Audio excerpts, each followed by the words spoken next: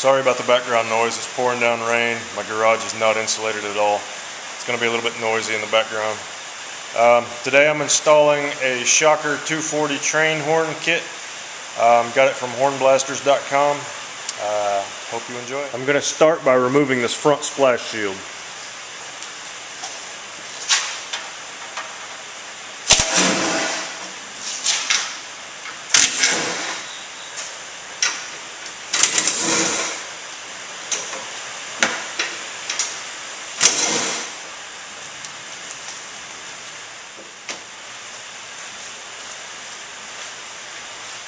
Okay, I've done some checking here, and it looks like, since this truck is two-wheel drive, I should have room for the tank here, where the front differential usually is. I can put the compressor beside it, and I can put the horns in front.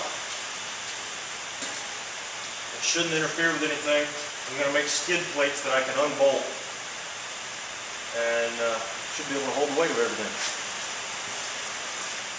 This is the unfinished skid plate for the tank and the compressor. This is how the tank and compressor is going to fit on the skid plate.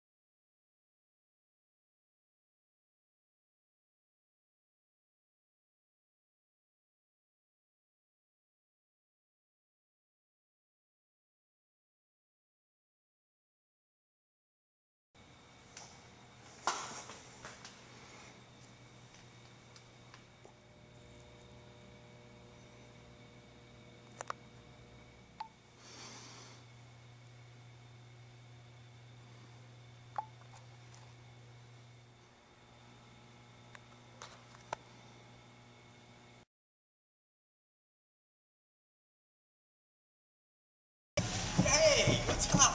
How you doing? What was that? Oh, you fucker, that's why he's got the camera. I'm ready when you are.